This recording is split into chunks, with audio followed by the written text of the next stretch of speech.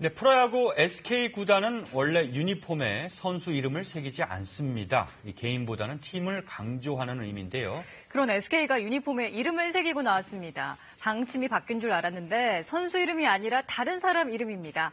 한성윤 기자, 어떤 사연이 있는 건가요? 예, SK 최고 스타는 김광현 선수인데 네. 김광현 선수가 다른 사람의 이름을 유니폼에 달면은 주목도가 높아질 수밖에 없겠죠. 그렇군요. 바로 그 점에 착안을 해서 실종 아동 찾기 캠페인을 진행한 것인데 굉장히 성공적이었습니다.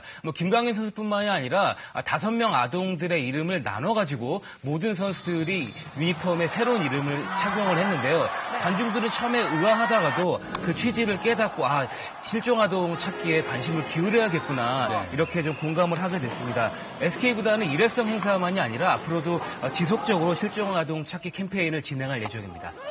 실제로 프로야구에서는 방수원 선수가 어릴 때 잃어버렸던 동생을 찾은 적이 있다면서요? 예전에 김동혁 감독이 해설을 할 때 중계방송 때마다 이야기를 했었거든요. 방수원 선수 이름이 방승원인데 동생을 찾기 위해서 동생의 이름을 달고 뛴다. 그런데 실제로 1년 만에 16년 동안 헤어졌던 동생을 찾은 적이 있습니다. 정말 기적 같은 일이네요.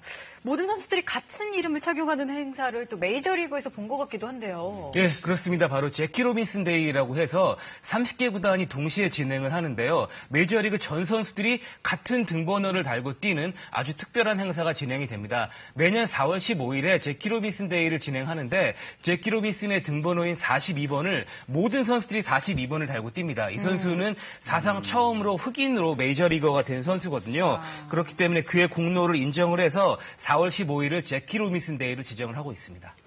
그 메이저리그 선수들이 모두 핑크색 유니폼을 착용한 걸 본 적도 있어요. 핑크색 유니폼뿐만이 아니라 방망이까지도 핑크색 방망이가 유일하게 허용이 되거든요. 온통 핑크빛으로 물든 야구장이 되는 날이 1년에 한 번 진행이 됩니다. 바로 어머니의 날인데요. 어머니의 날 때는 예방 캠페인의 일환으로서 모든 선수들이 핑크색 유니폼을 착용을 하게 됩니다.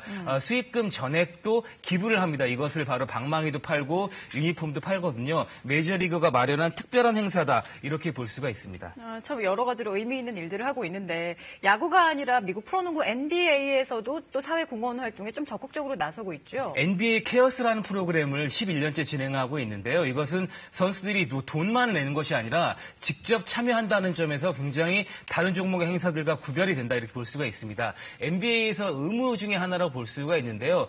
교육이라든지 살 집이라든지 여러 가지 교육, 가정, 건강 이렇게 세 가지를 모토로 해가지고 봉사 시간이 지금까지 230만 시간 이상이고요. 기부액도 2천억 원이 넘거든요. 이 스포츠를 통한 사회 기부의 모범을 보여주는 행사다 이렇게 볼 수가 있습니다.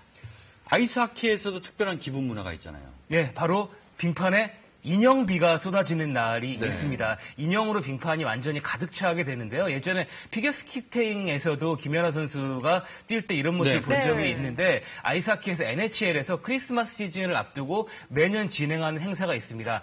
테디베어 토스라고 이야기를 하는데 홈팀이 첫 골을 넣으면 그때 모든 관중들이 인형을 투척을 합니다. 이것은 하나만 투척하는 것이 아니라 서너 개씩 던지기 때문에 이 인형들이 병원이라든지 복지기관이라든지 이곳에 어린이들의 성탄절 선물로 기부를 하게 됩니다. 좀 가득 찬 인형들을 보니까 마음이 따뜻해지네요.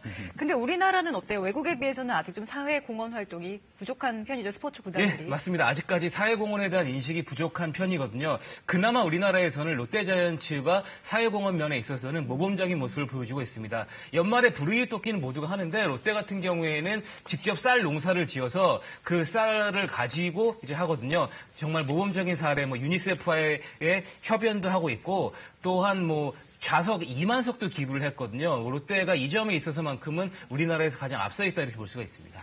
미국과 일본에서는 사회공헌을 잘한 선수한테 주는 상도 있다면서요? 예, 싸이 영상보다 로베르토 클레멘테 상이라 그래서 가장 사회공헌을 많이 한 선수에게 1년에 한 명씩 상을 주고요. 그리고 일본 같은 경우도 골든 스피릿 상이라고 해서 굉장히 이 상이 영예로움을 갖고 있는데 우리나라는 아직까지도 이런 면이 조금 부족한 것이 사실입니다. 앞으로 이 SK의 유니폼 행사를 계기로 해서 사회공헌에 대한 의미를 찾는 것이 중요할 것 같습니다. 네, 저희도 기대해 보겠습니다. 한성윤 기자 수고하셨습니다.